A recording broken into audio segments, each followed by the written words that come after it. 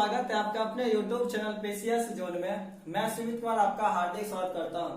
दोस्तों, बायोलॉजी की श्रृंखला में आज बायोलॉजी का तीसरा क्लास है और बायोलॉजी पर डिस्कस कर रहे थे कोशिका चैप्टर पर हम डिस्कस कर रहे थे और कोशिका चैप्टर में हम डिस्कस कर रहे थे। कोशिका के अंदर जितने भी अंग पाए जाते हैं उन सारे पॉइंट को हम देख रहे थे, जिसमें हम बताए थे केंद्रिका बताए थे, कोशिका झिल्ली, कोशिका भित्ति बताए थे, माइटोकॉन्ड्रिया बताए थे, गोल्जी बॉडी, एंडोप्लाज्मिक रेटिकुलम बताए थे, राइबोसोम बताए थे, लवक पढ़ाए थे। इन सारे पॉइंट पर हम डिस्कस किए थे। आज हम पढ़ाएंगे उसी कोशिका के अंदर जितने भी अंग पाए जाते हैं उसी को आगे बढ़ाते हुए आज हम पढ़ाएंगे सेंट्रोसोम। तो कोशिका का नेक्स्ट अंग कौन है? Ribose centrosome. कौन है? सेंट्रोसोम। देखते हैं सेंट्रोसोम की क्या विशेषता होती है और यहाँ से कैसे एग्जाम में क्वेश्चन पूछे जाते हैं। तो सेंट्रोसोम, तो सर्वप्रथम देखते हैं सेंट्रोसोम की खोज किसने की थी। तो सेंट्रोसोम की खोज जो है, सेंट्रोसोम की खोज किसने की थी? तो सेंट्रोसोम की खोज बो बेरी नामक वैज्ञानिक ने की थी। तो सेंट्रोसोम की खोज किसने की? बो बेरी नामक वैज्ञानिक ने की थी। तो सेंट्रोसोम की क्या विशेषता होती है? सेंट्रोसोम जो होती है वह कोशिका का विभाजन करने में सहायता करती है। हमारे शरीर में क्या होता है? हमारे शरीर की जो लंबाई में वृद्धि हो रही है किसके फलस्वरूप हो रही है? तो वह कोशिका का विभाजन होता है। तो कोशिका का विभाजन कौन करती है? तो यही सेंट्रोसोम करती है, जिससे हमारे शरीर में लंबाई में वृद्धि होती है। जब हमारे शरीर में क्या होता है, कहीं भी कट फट जाती है या चोट लग जाती है, जिसके कारण से क्या होता है, घाव हो जाता है और वह घाव क्या तो वहां पर काला हो जाता है। तो वहां पर काला क्यों हो जाता है? क्योंकि वहां पे कोशिका मर जाती है और कोशिका मर जाती है तो उसको साफ करने का काम कौन करती है? तो वह लाइसोसोम करती है। लाइसोसोम क्या होता है हम नेक्स्ट पॉइंट पर बताएंगे। इसका नेक्स्ट पॉइंट है लाइसोसोम। तो अगर वहां पर जो कोशिका मर जाती है, जहां काला काला हो जाता है, तो उसको साफ कौन करती है? तो लाइसोसोम जो होती है, लाइसोसोम वह उसके अंदर एक विशेष एंजाइम होता है, वह उस मरी हुई कोशिका पर थोड़ा थोड़ा छिड़क देती है अगल बगल की जो कोशिका की लाइसोसोम होती है, जिससे वहां पर क्या होता है, कोशिका मरी हुई कोशिका कहता हट जाती है, यानी कि उसको साफ कर देती है। और वहां पर जो कोशिका की जरूरत पड़ती है, जो कोशिका मरी है वहां पर तब कोशिका की जरूरत है, क्योंकि वहां पर घाव हो गया तो वहां पर मांस तो भरा जाएगा ना। तो वहां पर जो कोशिका का विभाजन करती है, तो अगल बगल की जो कोशिका होती है उसमें कोशिका का विभाजन होता है, जिसके फलस्वरूप क्या होता है, वहां की घाव जो है पुनः भर जाती है। तो कोशिका का विभाजन कौन करती है? तो यह सेंट्रोसोम करती है। तो याद रखिएगा सेंट्रोसोम की क्या विशेषता है? तो यह कोशिका का विभाजन करने में सहायता करती है। कोशिका का विभाजन कौन करती है? तो कोशिका का विभाजन जो है वह सेंट्रोसोम करती है। यह सेंट्रोसोम जो होती है, सेंट्रोसोम जो होती है यह मस्तिष्क में नहीं पाई जाती है। सेंट्रोसोम जो है मस्तिष्क में नहीं पाई जाती है। अब क्यों नहीं पाई जाती है, चलिए उसको देखते हैं। सेंट्रोसोम जो है मस्तिष्क में नहीं पाई जाती है। हम आपको पिछले क्लास में पढ़ाए थे कि मस्तिष्क में जो है तंत्रिका कोशिका पाई जाती है और उस तंत्रिका कोशिका में क्या होता है, कभी भी कोशिका विभाजन नहीं होता है। और उस कोशिका विभाजन नहीं होने के कारण अगर मस्तिष्क में अगर जोर से चोट लग जाती है तो या तो आदमी की याददाश्त चली जाती है या फिर उस आदमी की मृत्यु हो जाती है। क्यों? क्योंकि वहां पर जो जोर से चोट लगी है वहां पर कोशिका क्या होती है, विभाजन नहीं हो पाता, कोशिका विभाजन नहीं हो पाता, जिससे क्या होता है, नई अंग वहां पर क्या होता है, जो कोशिका का विभाजन नहीं हुआ तो वहां पर क्या होगी, जो चोट लगी है वह चोट क्या होगी, वहीं पर रहेगी, जिससे वहां पर कोशिका क्या होती है, मर जाती है। कोशिका तो मर गई लेकिन वहां पर नई कोशिका क्या होती है, नई कोशिका का निर्माण नहीं हो पाता है। इसलिए क्या होता है, सर में चोट लगने से क्या होती है, अचानक मृत्यु हो जाती है। क्यों? क्योंकि उसमें कोशिका का विभाजन नहीं होता है। तो सेंट्रोसोम जो होती है वह मस्तिष्क में नहीं पाई जाती है। तो मस्तिष्क में कौन सी कोशिका पाई जाती है? तो मस्तिष्क में तंत्रिका कोशिका पाई जाती है। याद रखिएगा यह सेंट्रोसोम जो है केवल जंतु कोशिका में पाए जाते हैं। केवल जंतु कोशिका में पाए जाते हैं। कौन है? सेंट्रोसोम। तो पादप कोशिका में या जो केवल जंतु कोशिका में सेंट्रोसोम पाई जाती है, तो आपको दिमाग में क्वेश्चन आ रहा होगा, तो यह पादप कोशिका में क्यों नहीं पाई जाती है? अब पादप कोशिका में कोशिका विभाजन करने का काम कौन करेगा? तो याद रखिएगा पादप कोशिका में जो कोशिका विभाजन करती है, पादप कोशिका में कोशिका विभाजन कौन करती है? कोशिका विभाजन तो पादप कोशिका में कोशिका विभाजन कौन करती है, तो वह सेल प्लेट करती है। कौन करती है, सेल प्लेट। तो पादप कोशिका में सेंट्रोसोम नहीं पाई जाती है, तो वह कोशिका विभाजन करने में कौन सहायता प्रदान करती है, तो वह सेल प्लेट करती है।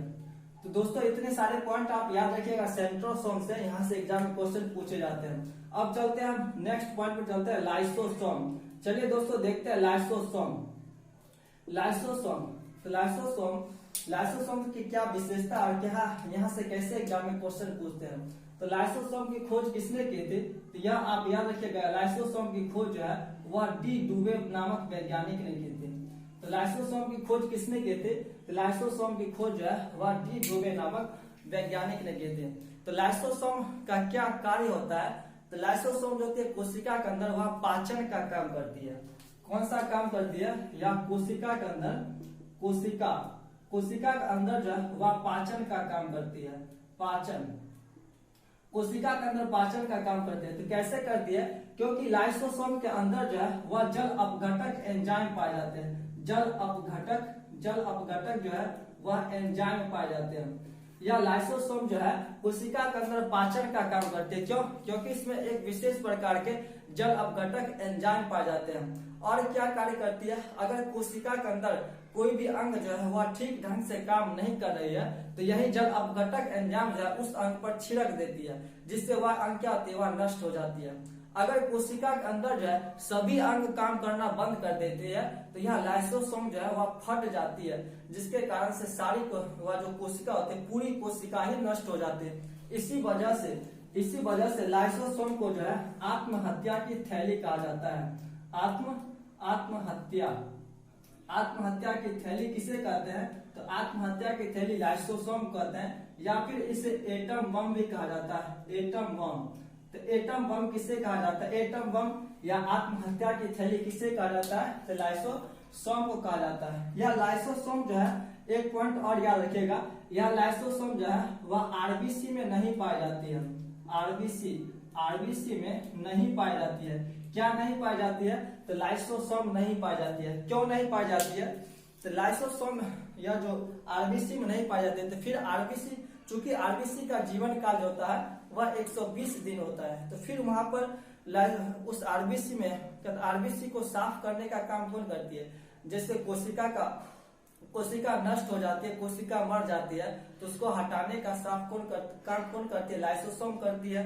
और फिर सेंट्रोसोम कोशिका विभाजन करती है, फिर उस जगह क्या होता है, कोशिका का पुनर्भरण हो जाता है। लेकिन इस आरबीसी का जो मर जाती है उसको नष्ट करने का काम कौन करती है, जब यदि लाइसोसोम नहीं पाया गया तब, तो उस आरबीसी में जो होती है चूंकि आरबीसी का जीवन काल जो होता है वह 120 दिन होता है, अगर वह मर जाती है तो उसको साफ करने का काम कौन करती है, तो आरबीसी में क्या पाई जाती है, जब आरबीसी मर जाती है तो वह मरे हुए आरबीसी जो होती है वह पीलिया में जाकर जमा हो जाती है।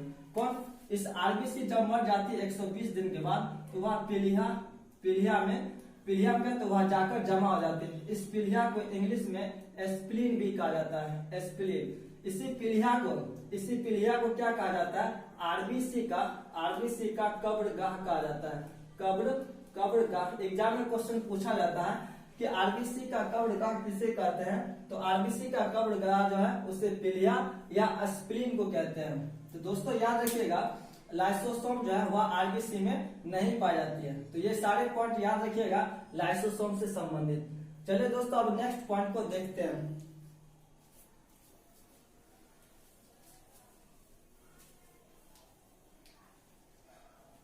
अब एक पॉइंट है, एक अंग है कोशिका का, एक अंग कौन है कोशिका का, उसको देख लेते हैं। जीव द्रव को देखते हैं। जीव द्रव यह बहुत ही इंपॉर्टेंट है कोशिका के संदर्भ में। जीव द्रव की खोज किसने की थी, तो जीव द्रव की खोज याद रखिएगा, जीव द्रव की खोज है वह कुरकिंजे नामक वैज्ञानिक ने क्या की, जीव द्रव की खोज की थी। तो यह जीव द्रव जो होता है कोशिका के अंदर गाढ़ा द्रव के रूप में पाया जाता है, और यह कोशिका के जीवन का आधार होता है। हम बताएंगे यह कोशिका के जीवन का आधार क्यों होता है। तो आप सिर्फ याद रखिएगा कोशिका के जीवन का आधार होता है। कोशिका के जीवन का आधार होता है। आधार क्योंकि इसमें क्या होते हैं, कहते हैं सारे रासायनिक परिवहन जो होते हैं इसी में निहित होती है। तो कोशिका के जीवन का आधार कौन होता है? यह जीव द्रव होता है। और यह जीव द्रव जो होती है दो प्रकार की होती है, एक होती है कोशिका द्रव, एक क्या होती है कोशिका द्रव होती है, और एक क्या होती है केंद्रक द्रव होती है, केंद्रक द्रव। और इन दोनों को सम्मिलित रूप से कोशिका द्रव और केंद्रक द्रव को सम्मिलित रूप से क्या कहते हैं? जीव द्रव कहते हैं। और यह कोशिका के जीवन का आधार होती है, अर्थात इसके बिना कोशिका क्या अधूरा है। तो ऐसा क्यों कहा जाता है? जब क्या होती है, जब कोशिका पर बहस हो रही थी सारे वैज्ञानिकों के बीच, तो उसमें सारे वैज्ञानिकों का कहना था कि कोशिका के किस अंग को कहा जाए कि सबसे ज्यादा इम्पोर्टेंट है, अर्थात उस अंग के बिना कोशिका का जीवन अधूरा है। तो सारे वैज्ञानिक डिस्कस कर रहे थे और वह सभी अंगों पर वह अनुसंधान कर रहे थे। उसी क्रम में कोशिका से जब क्या माइटोकॉन्ड्रिया को निकाला तो वह कोशिका पर ज्यादा इफेक्ट नहीं पड़ा। क्यों? क्योंकि कोशिका जो है माइटोकॉन्ड्रिया जो है वह ऊर्जा का निर्माण करती है, वह माइटोकॉन्ड्रिया को निकाल लिया तो ऊर्जा का पुनर्भरण कौन किया? तो आरबीसी जो होती है, नहीं, एंडोप्लाज्मिक रेटिकुलम पर जो क्या पाए जाते हैं? राइबोसोम भी प्रोटीन का निर्माण करती है, अर्थात उससे एनर्जी मिलता है। तो माइटोकॉन्ड्रिया निकाल लिया उस कोशिका से तो ऊर्जा का पुनर्भरण कौन कर दिया? प्रोटीन कर दी, जो कि राइबोसोम बनाती है। तो इसी कारण से वह बारी से सभी अंगों को निकालकर परीक्षण कर रहे थे कि ऐसी कौन सा अंग को महत्वपूर्ण स्थान दिया जाए कि वह कोशिका के बिना अधूरा है। तो उसी क्रम में वह क्या किया? सारे अंगों को परीक्षण किया। तो उसी क्रम में क्या कोशिका द्रव को न जो गाढ़े द्रव के रूप में पाई जाती है, या जो गाढ़े द्रव के रूप में पाई जाती है कोशिका द्रव, कोशिका उसको क्या किया? उस कोशिका से बाहर निकाल लिया उस सारे द्रव को। तो वह कोशिका सूख गई, वह क्या कोशिका काम करना बंद कर दी। सिर्फ बच गया था कौन? केंद्रक क्यों बचा था? क्योंकि केंद्रक के अंदर भी केंद्रक द्रव पाए जाते हैं, इसलिए केंद्रक सिर्फ जिंदा था और इसके अंदर जितने भी अंग थे सब क्या हुआ? अंग काम करना बंद कर दिया। फिर केंद्रक के अंदर से केंद्रक द्रव को वैज्ञानिकों ने निकाल लिया। तब क्या हुई? कोशिका नष्ट हो गया, अर्थात कोशिका काम करना ही बंद कर दिया। अर्थात इस कोशिका के अंदर सबसे इम्पोर्टेंट क्या था? कोशिका द्रव, और केंद्रक के अंदर जो था केंद्रक द्रव, वह दोनों इम्पोर्टेंट था। उसके बिना यह कोशिका काम ही नहीं कर रही थी। तो जिस कारण से वैज्ञानिकों ने इसी कोशिका द्रव और केंद्रक को सम्मिलित रूप से क्या कहा? जीव द्रव कहा। और यही जीव द्रव जो होती है कोशिका के जीवन का आधार होती है, अर्थात इसके बिना यह कोशिका कोशिका का जीवन का अधूरा, कोशिका जो जीवन है उसका अधूरा, अर्थात जीव द्रव को निकाल दिया जाए कोशिका से तो वह कोशिका काम करना बंद कर देगी। तो दोस्तों आप याद रखिएगा कोशिका के जीवन का आधार कौन होती है? तो कोशिका के जीवन का आधार जो होती है वह जीव द्रव होती है। सबसे ज्यादा इम्पोर्टेंट कौन होता है? तो यह जीव द्रव होता है।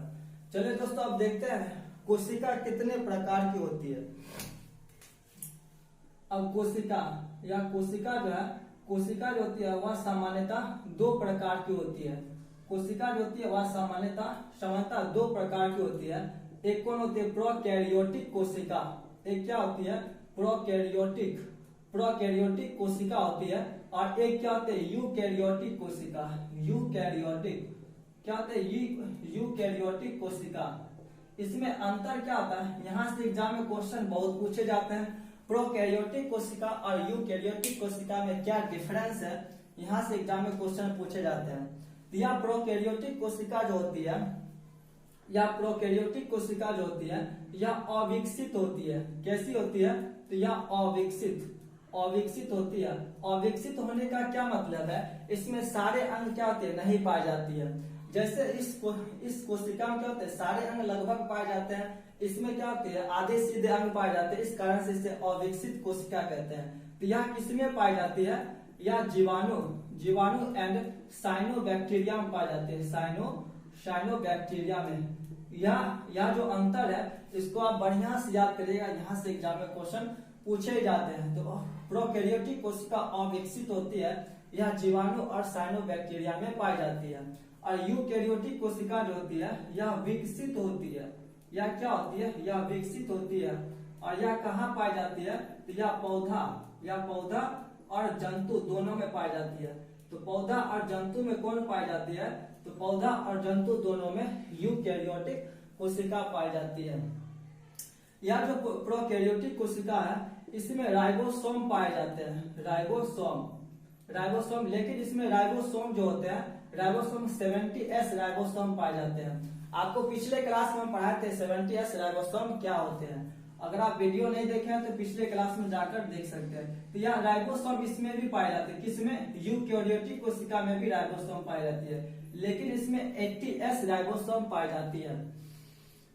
और इसमें क्या होता है, प्रोकैरियोटिक कोशिका में कोशिका भित्ति भी पाई जाती है, कोशिका भित्ति, लेकिन इसकी कोशिका भित्ति जो होती है वह पेप्टिडोग्लाइकिन की बनी होती है,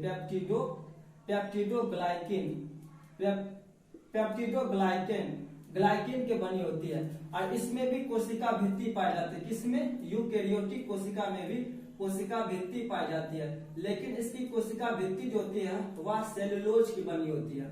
क्योंकि इस यूकैरियोटिक कोशिका में पौधा और जंतु दोनों आते हैं, तो सिर्फ पौधा में कोशिका भित्ति पाई जाती है, जंतु में कोशिका भित्ति नहीं पाई जाती है, सिर्फ कोशिका झिल्ली पाई जाती है।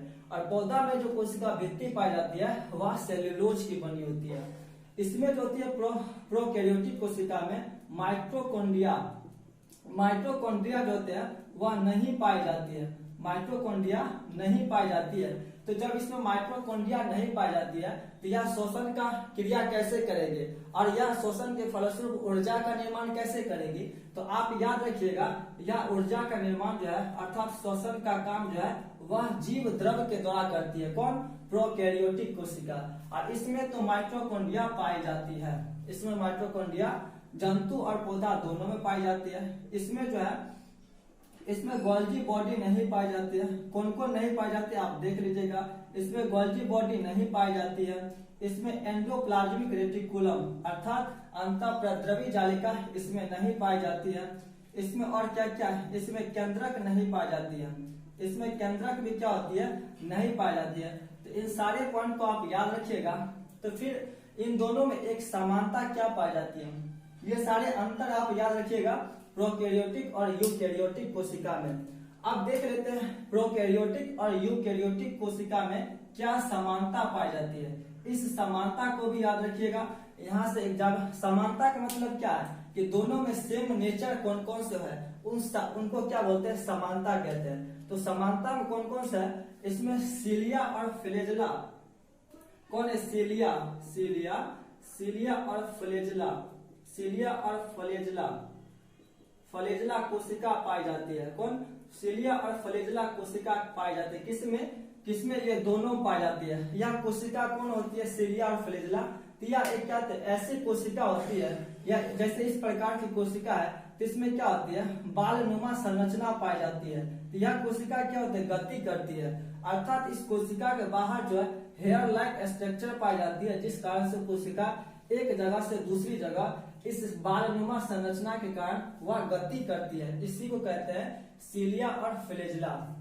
और इसमें क्या पाई जाती है, इसमें जो है कोशिका झिल्ली पाई जाती है, कोशिका झिल्ली क्या होती है, कोशिका झिल्ली दोनों में पाई जाती है, कोशिका झिल्ली पाई जाती है, डीएनए दोनों में पाई जाती है, जीव द्रव क्या पाई जाती है, जीव द्रव दोनों में पाई जाती है। और क्या होता है, राइबोसोम भी क्या दोनों में पाई जाती है, राइबोसोम दोनों पाई जाते हैं। कोशिका भित्ति दोनों पाई जाती है। भले कोशिका भित्ति अलग पदार्थों को बनी होती है, राइबोसोम भले अलग अलग पाए जाते हैं 70S 80S, लेकिन दोनों में राइबोसोम तो है, इसलिए इसमें समानता का गुण यह पाई जाती है। यह समानता गुण आप याद रखिएगा, यहाँ से एग्जाम में क्वेश्चन पूछे जाते हैं। चलिए दोस्तों अब देखते हैं पादप कोशिका और जंतु कोशिका में क्या अंतर है, उसको भी देख लेते हैं, वहां से भी एग्जाम में क्वेश्चन पूछे जाते हैं।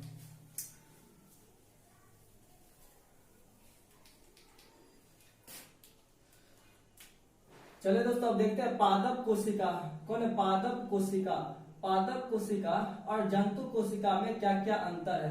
पादप कोशिका एंड जंतु कोशिका में क्या डिफरेंस पाए जाते हैं और दोनों में क्या समानता पाई जाती है, उनको देखते हैं। यह पादप कोशिका जो होती है, पादप कोशिका का आकार जो होता है वह जंतु कोशिका से बड़ा होता है, और इसका आकार जो होती है वह चौकोर होती है, अर्थात क्या होती है, थोड़ा चौखुट नुमा पाई जाती है। और इसका आकार जो है इसका आकार इस पादप कोशिका से क्या होता है, छोटा होता है, और इसका आकार जो होता है वह गोल होता है। कौन, जंतु कोशिका का आकार जो क्या होती है, गोल होती है। इसमें कोशिका भित्ति पाई जाती है, याद रखिएगा, इसमें कोशिका भित्ति पाई जाती है, कोशिका भित्ति इसमें पाई जाती है। इस कारण से इसकी आकृति जो होती है, पादप कोशिका की आकृति नियमित होती है, नियमित अर्थात फिक्स होती है। कौन, पादप कोशिका की आकृति। इसमें क्या होती है, कोशिका भित्ति नहीं पाई जाती है। किसमें, जंतु कोशिका में जो है कोशिका भित्ति जो है वह नहीं पाई जाती है, जिस कारण से इसकी आकृति जो होती है अनियमित होती है। किसकी आकृति अनियमित होती है, तो जंतु कोशिका की आकृति अनियमित होती है। इसमें जो होते हैं लवक पाए जाते हैं, इसमें लवक पाए जाते हैं, इसमें लवक जो है लवक नहीं पाए जाते। किसमें, जंतु कोशिका में। और इसमें जो है रसधानी अर्थात पादप कोशिका में रसधानी जो होती है वह बड़ा होता है, इसमें रसधानी बड़ा होती है, और इसमें जो रसधानी होती है वह छोटा होती है। रसधानी अर्थात जिसको हम क्या कहते हैं, वैक्यूल्स। और इसमें क्या होता है, सेंट्रोसोम जो होती है इसमें नहीं पाई जाती है। और इसमें सेंट्रोसोम जो होते हैं, इसमें सेंट्रोसोम क्या होते हैं, इसमें पाए जाते हैं, जो कोशिका के विभाजन करने में सहायता करती है। हम बताए थे सेंट्रोसोम जो होती है केवल जंतु कोशिका में पाई जाती है, अर्थात इसमें पादप कोशिका में जो है कोशिका विभाजन कौन करती है, तो सेल प्लेट करती है। कौन, सेल प्लेट, अर्थात सेल प्लेट इसमें पाई जाती है। इसमें सेल प्लेट जो है वह नहीं पाई जाती है, सेल प्लेट जो है इसमें नहीं पाई जाती है। और इसमें क्या होता है, हरित लवक, याद रखिएगा, हरित लवक जो है वह इसमें नहीं पाई जाती है, इसमें पाई जाती है।